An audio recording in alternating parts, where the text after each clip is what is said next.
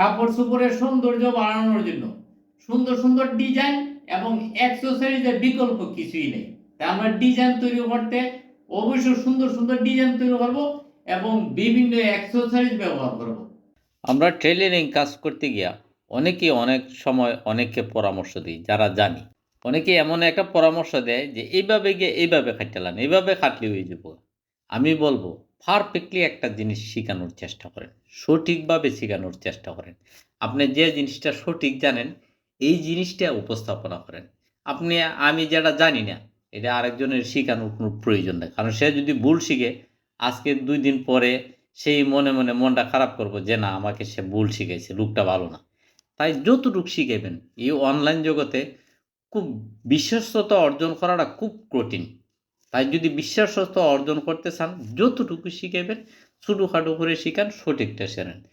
এটা ইঞ্চি টিপ, এরপরে স্কেল সব কিছুর এখানে প্রয়োজন। আমি আন্তাজি দাগ দিলেন, দাগ দিয়ে এইভাবে আরমোল কাটতে লান, এইভাবে এইটা কাটতে লান, এইভাবে নেকটা কাটতে লান, এইগুলা সাধারণত হয় না।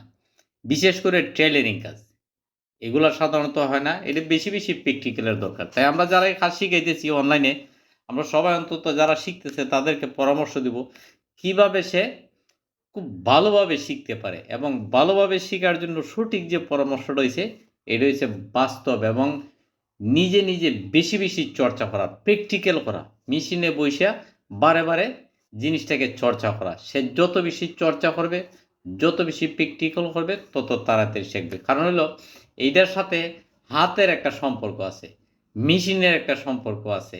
এরপরে কাপড়টারে কিভাবে ধরবেন, কিভাবে ছাড়বেন, কোন জায়গায় কোন আঙ্গুল দিয়ে ধরতে হবে, কিভাবে কি শেপে ধরতে হবে, বিভিন্ন বিষয় আছে। তাই প্র্যাকটিক্যাল ছাড়া টেইলরিং কাজ শেখার সম্ভাবনা একদমই নেই। হ্যাঁ, যারা জানে তারা হয়তোবা এই অনলাইনে দেখে বিভিন্ন ডিজাইনগুলা শিখতে পারবে, নতুন নতুন ডিজাইনগুলা শিখবে, দেখবে এবং এগুলা অন্যের ক্ষেত্রে ব্যবহার করবে। এই জিনিসটা হইতে পারে। কিন্তু শিখার জিনিসটা একদমই ব্যতিক্রম। তাই আমরা কাউকে ভুল তথ্য দিব না। কাউকে এমন কিছু তথ্য দিব না যে সে যেটা আমাকে উপলব্ধি করবে, পরবর্তীতে সে আবার আমাকে এইভাবেই এই দূরে সরাইয়ে দিবে। কাছে আর টানবে না। অনলাইনে তেমন একটা সুবিধা করতে পারবেন না।